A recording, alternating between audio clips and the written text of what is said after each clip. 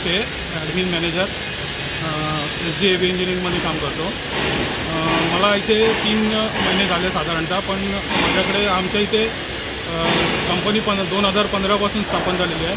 पण 2015 नंतर सतत इथे चोऱ्या होतात आणि बॅक साईडनी कंपनीच्या 1 नंबर हॉलच्या बॅक साईडनी दगड वगैरे मारतात आणि एकदम म्हणजे 10-15 जणांचा ग्रुप येतो आणि एका साईडनी दगडी मारतात, दुसऱ्या साईडनी घुसतात आणि लोखंडी सामान तसेच मशिनरी वगैरे चोरी होतात. आणि हे सतत आम्ही वाडा पोलीस स्टेशनला आम्ही नेहमी अर्ज देऊन विनंती केलेली आहे की याचा काहीतरी पर्याय काढा म्हणून, परंतु अजूनपर्यंत असं काही झालेलं नाही. त्याच्या अगोदर एकदा एका लहान मुलाला पकडून पण दिलं होतं, पण तो लहान असल्यामुळे त्याला सोडून दिला. याच्यानंतर हे असेच नेहमी होत असतात. आणि आता आज आमच्या 2 मशीन, 1 मोटर गेलेली आहे. इथून साधारणतः 10 ते 12 लाखाचं आमचं नुकसान झालं. आणि नेहमी स्टील वगैरे, लोखंडाचे तुकडे, बनवलेले जॉब हे पण इथून चोरी होत असतात.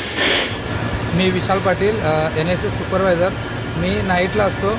माझ्या शिफ्टला चोरी झाली. रात्री माझं 5 राऊंड झाल्यानंतर 5:10 वाजता 5:10 आम्हाला असं समजलं की आपल्या कंपनीमध्ये चोर माणूस आलेत. आम्ही त्यांचा पाठलाग करताना त्यांच्या हातामधून प्लेट हिसकावून घेतली, पण ते आमच्या हाती लागले नाही. आणि बाकीच्या कंपनीमध्ये काय गेलं ते आम्हाला काही समजलं नाही, पण आम्ही आमच्या परीने ड्युटी करतो. आणि हे असं नेहमीच चालू असतं. 10-15 जणांचा ग्रुप असतो. कधी आमच्यावर दगड फेकले जातात, कधी आमच्यावर सले घेऊन धावतात. आणि आमच्या एका सिक्युरिटीला एका दिवशी दगड पण मारला गेला. ते जास्त एका ड्युटीने येत असतं, त्याच्यामुळं आम्हाला पण काय करता येत नाही. तर याचा काहीतरी पर्याय काढावा अशी विनंती करतो. आम्ही पूर्ण रात्रभर नाईटला असतो आणि राऊंड मारत असतो. कंपनीमध्ये आम्ही स्वतः सिक्युरिटी असतो, सिक्युरिटी कॅमेरेसुद्धा आहेत. पण चोर लोक जिथे सिक्युरिटी नाही आणि अंधाराचा फायदा घेऊन चोरी करत असतात.